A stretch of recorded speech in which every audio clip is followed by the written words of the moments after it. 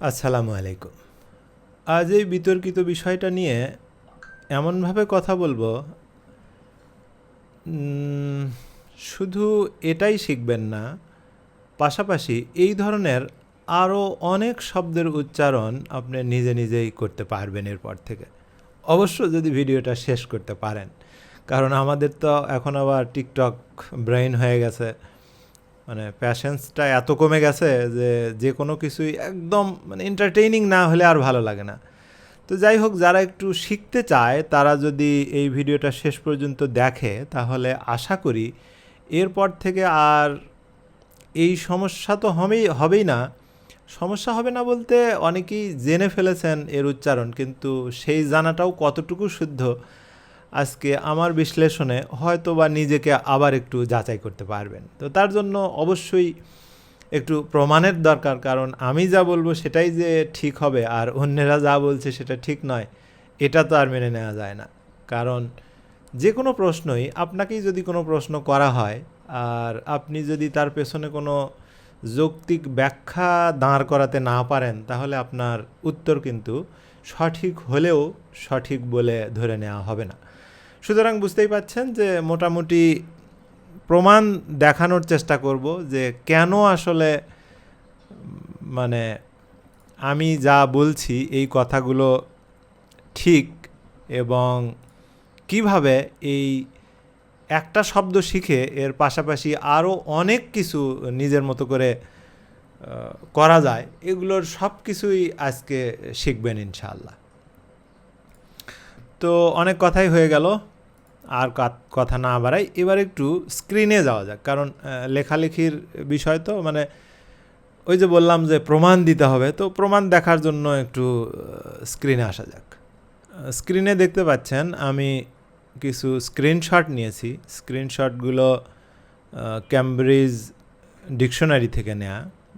যদিও এখানে আমি ভয়েস শোনাবো না, শুধু ফনেটিক্সের মাধ্যমে, যদিও ফনেটিক্সগুলো দেখে আপনাদের মনে হতে পারে যে এগুলো তো অনেকেই, বেশিরভাগ মানুষই ফনেটিক্স বোঝে না। সমস্যা নেই, আমি এমনভাবে ব্যাখ্যা বিশ্লেষণ করব আপনাদের সবার জন্যই। যারা বোঝেন তারা তো বুঝবেন, আর যারা বোঝেন না তাদের জন্য একদম পানির মতো সহজ হয়ে যাবে ইনশাআল্লাহ। তো দেখা যাক, প্রথমে হচ্ছে শব্দটা HCHEDULE। আমরা সাধারণত, আমিও ছোটোবেলার থেকে এই শব্দটা বলে আসছি শিডিউল, কিন্তু বড় হয়ে যখন একটু দেখলাম, বোধহয় পড়াশোনা শেষ করার পরে আমি খেয়াল করলাম, আরে এ তো একেবারেই এর ধারের কাছেও এর উচ্চারণ নেই। তাহলে কেন নেই সেটা জানতে হবে। প্রথমে আমরা দেখি ইউকে এবং ইউএস, অর্থাৎ ব্রিটিশ ইংলিশ, ব্রিটিশ প্রোনাউন্সিয়েশনে কি বলে আর আমেরিকান প্রোনাউন্সিয়েশনে কি বলে। তো ব্রিটিশরা এটাকে বলে শ্যাজুল, আর আমেরিকানরা বলে স্ক্যাজুল। এখন এই যে শ্যাজুল আর হচ্ছে স্ক্যাজুল, এই দুটার মধ্যে মানে এটা এইরকম আসলে কেন, আমি সেগুলোও একটু ব্যাখ্যা বিশ্লেষণ করতে চাই। যেমন ধরুন, আমরা যদি এই শব্দটা একদম চেনা কিছু লিখব যেন বুঝতে একদম সহজ হয়, যেমনটা বলেছি। দেখুন তো, এই শব্দটা আমাদের মানে সবার পরিচিত একটা শব্দ, স্কুল। খেয়াল করুন, এই শব্দের প্রথমে আছে HCH, স্কুল। তার মানে HCHতে হয়েছে কি, দন্ত শয়ের নিচে স্ক, আর এই যে ডাবল ওর কারণে একটা হ্রস্ব উকার, আর এলের কারণে ল। যদিও ইংরেজি উচ্চারণ এটা স্কুল একবারে এইরকম নয়, এটার উচ্চারণ হচ্ছে স্কুল। আচ্ছা, এত ব্যাখ্যা বিশ্লেষণে যাব না, কারণ মানে ভিডিও অনেক বড় হয়ে যাবে। যা হোক, এবার আসি, খেয়াল করে দেখুন আমি আরেকটা শব্দ নিয়েছি পাশাপাশি। তার মানে হচ্ছে এখানে কিন্তু আমরা দেখলাম যে স্কুলে যদি HCH দন্ত শয় কয় হয়, স্ক হয়, তাহলে এই শিডিউলে কেন শি হয়েছে, এটা কিন্তু হতেই পারে। যেমন ধরুন, একটা নিয়ম যদি বলি, মানে ভাষা তো কোনো নিয়ম মানার জন্য তৈরি হয়নি, ভাষা তৈরি হয়েছে নিজের মতো প্রবাহমান নদীর মতো চলার জন্য। এটাকে একটা সুশৃঙ্খল তার মধ্যে নিয়ে আসার জন্য কিছু নিয়ম কানুন দেওয়া হয়েছে, কিন্তু সব জায়গায় আসলে ভাষা নিয়ম মানে না, এটাই সত্য। আচ্ছা, যেমন ধরুন আমরা জানি যে দুই পাশে যদি কনসোনেন্ট থাকে, যেমন BUT, বাট, CUT কাট। এগুলো দুই পাশে যদি কনসোনেন্ট থাকে, মাঝখানে যদি ইউ থাকে, অন্য কোনো কিছু নয়, কিন্তু এটার ব্যাখ্যা অনেক বড়, কিন্তু আমি সংক্ষিপ্ত বোঝাচ্ছি। সেটা হলো দুই পাশে কনসোনেন্ট এবং মাঝখানে যদি ইউ থাকে, তাহলে এই ইউটার উচ্চারণ আ হয়, আ। যেমন BUT বাট, CUT কাট। কিন্তু এটা কি ওই নিয়মের মধ্যে পড়ে? দেখেন তো, আমি এটা বোঝানোর জন্য বলছি যে ভাষা এমন একটা জিনিস, এটা হয়েছে কিন্তু পুট, কিন্তু নিয়ম অনুযায়ী কী হতো? পাট।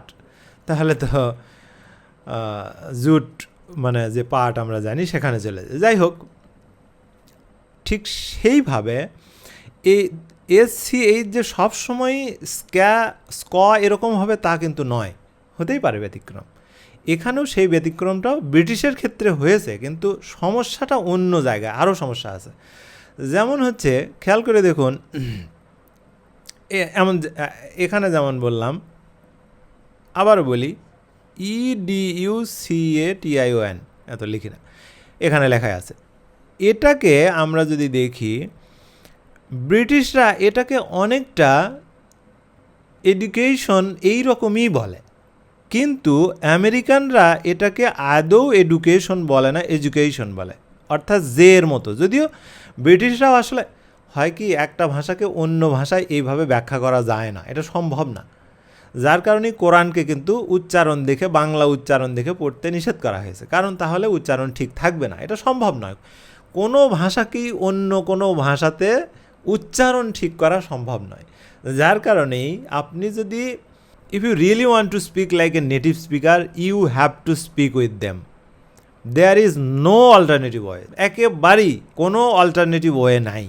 এখানে খেয়াল করে দেখুন, ডি আর জেডের ছোট হাতের যে অক্ষর, এগুলো কিন্তু ফনেটিক লেটার্স, এগুলো আমি শুধু মেলানোর জন্য বলছি, এগুলো আসলে এরকম নয়।